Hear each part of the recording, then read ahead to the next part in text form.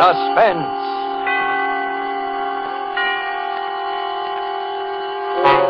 Tonight, To Find Help, starring Frank Sinatra and Agnes Moorehead. My roomer, Mr. Armstrong, tried to warn me that morning he left on his business trip. I remember we were just finishing breakfast and he was rather in a hurry. I don't care what you say, Mrs. Gillis. I just plain don't like it. You're alone here in the house all day. There are no close neighbors. And after all, you know nothing about the man. Good gracious, Mr. Armstrong, you'd think I was a pretty young thing of 20 to hear you tell it. And another thing. Seems very strange to me that a young man should be job hunting from door to door in this day and age. Why, there are plenty of jobs to be had. That's just why it's so difficult to find help these days. Oh, you're a worrywart, Mr. Armstrong. And now that I've found someone to do my heavy work, I'm not going to let your silly notions change my mind. All the same, though, I'm not leaving the house this morning till I get a look at the guy.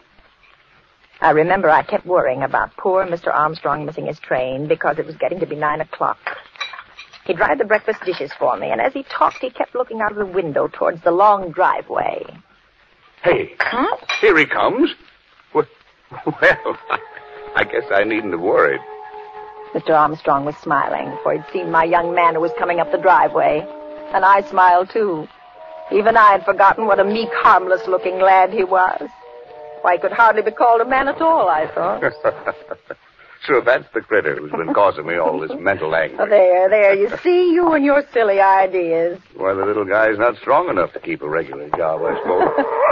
Why, I believe Sarah's getting some of your foolish notions, Mr. Armstrong. There now, Sarah. I'm sorry that we made you nervous about him. Why, if you could see the guy. He'll hear you. Oh, good morning. Good morning. I've been expecting you. This is my roomer, Mr. Armstrong. I don't believe you told me your name. I'm Howard Wilton, ma'am. Hello, Howard. I'm glad you come. I know you'll be a great help to Mrs. Gillis. And you'll be company, too. Well, I'm off. Take care of yourself. I don't think you'll have much trouble.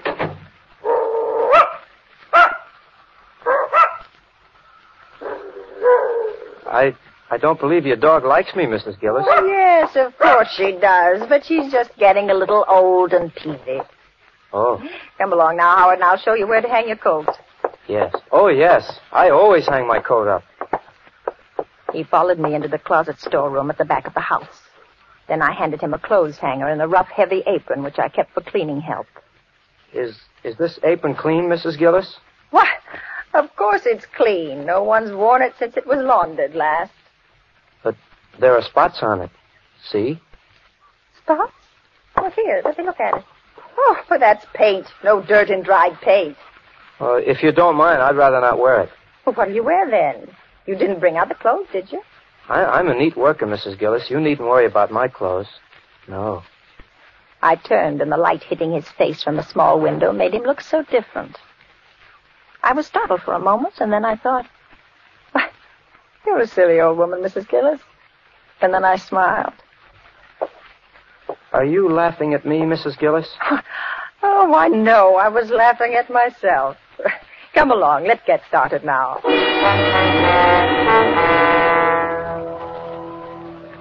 He'd only been at the den floor a short time when I heard him walk back to the closet storeroom. Can I help you, son? I'm going after my coat, Mrs. Gillis. I don't like it being out there in the storeroom. It's a breeding place for moths, you know. Oh, now, son, it takes longer than that for moths to do any damage. Perhaps you won't think it's quite so amusing when I tell you that it's my best and only coat. Oh, I didn't mean to hurt your feelings, Howard. Where would you like to put it? In the kitchen, perhaps? No, the cooking fumes wouldn't be good for it. I'll take it right in the den with me. That is, if you don't mind. Oh, go right ahead, Howard. If you don't mind. Suddenly, I was thankful that there was a phone. He was such a peculiar boy. I wasn't really alarmed. Not then, I wasn't. Still, it was good to know the phone was there. And that old Sarah was still in the breakfast room asleep.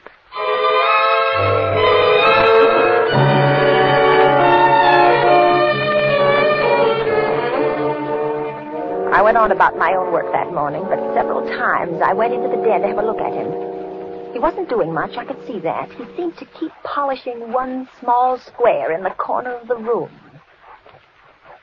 Is there anything you need, Howard?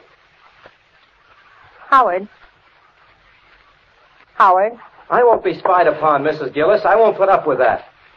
Well, see here, lad, I think we must have gotten off on the wrong foot. I'm not spying on you. Then why do you keep popping in like this? Why, Would you like me to go faster? Would you like me to spill out my life's blood for you here on the floor? Is that what you're after?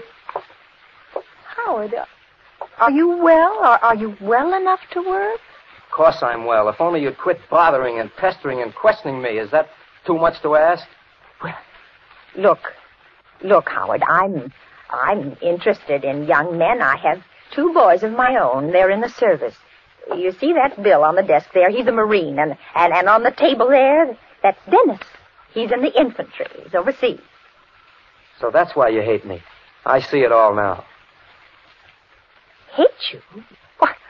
Well, whatever gave you that? Yes, you hate me. I could tell it the moment I walked into this house this morning. But Howard... You hate me because I'm young and I'm not in the service like your boys. Why, it never occurred to me. You must know I was grateful when you came looking for work. Grateful?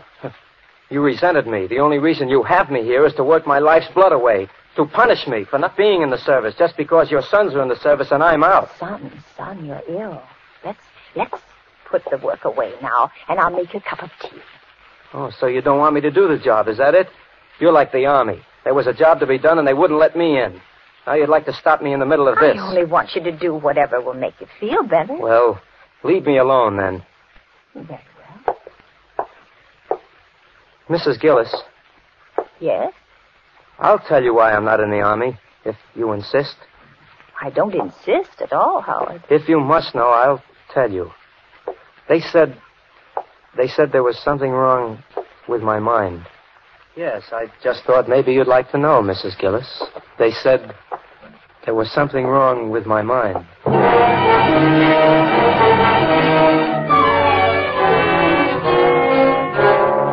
The first thing that I thought of when I reached the hallway was the phone, but it was in the den with Howard.